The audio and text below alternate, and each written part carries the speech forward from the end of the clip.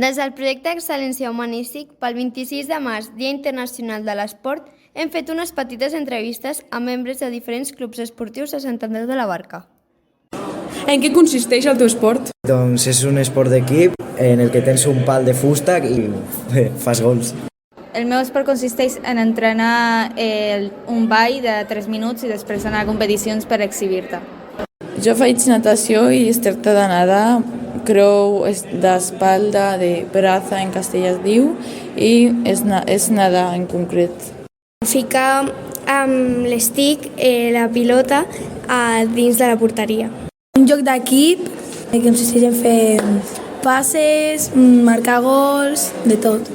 L'esport consisteix en una raqueta, donar-li a la pilota, de pàdel en aquest cas, i fer passes. Tens una pilota als peus i marques gol per al teu equip. En fer arts marcials. Jugar amb els peus amb una pilota i marcar a les porteries. Com va sorgir la idea? El meu pare va ser futbolista i el meu germà va fer el mateix.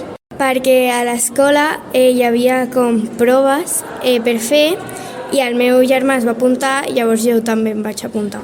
Em vaig apuntar perquè em sembla un esport interessant i que t'ajuda molt en tots els músculs del cos. El patinatge va ser molt popular a Barcelona i Sant Andreu de la Barca era l'únic poble al voltant que no tenia un club, així que la meva entrenadora, l'Ester, va formar un club. Em vaig escollir aquest esport perquè el meu pare jugava, llavors li va dir al meu germà, es va apuntar i jo sempre l'anava a veure l'entrenament, llavors jo em vaig apuntar. El meu pare em va apuntar sense preguntar-me. Doncs el meu germà es va apuntar i la veritat que jo volia variar una mica l'esport i vaig decidir apuntar-me.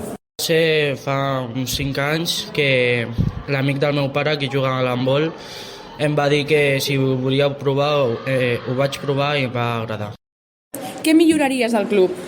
Jo milloraria en fer més físic. A l'entrenament dura 1 hora i mitja, fer mitja hora de físic i després també en que hi hagi més entrenadors.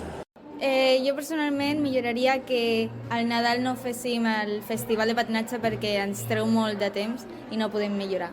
Diria que podríem fer exercicis més diversos perquè sempre és natació i podríem fer, per exemple, waterpolo, que és un altre esport molt paregut i també utilitzar més material. Tenir més entrenadors perquè a vegades, clar, com no només tenen el treball de ser entrenador, a vegades no poden venir, llavors es queda un entrenador per diversos equips. Les equipacions i estabilitat econòmica. Els entrenadors perquè hi ha molt pocs. Doncs els companys, perquè a vegades no es tractem molt bé. Que netegin el terra de les dutxes. La disposició de les pistes.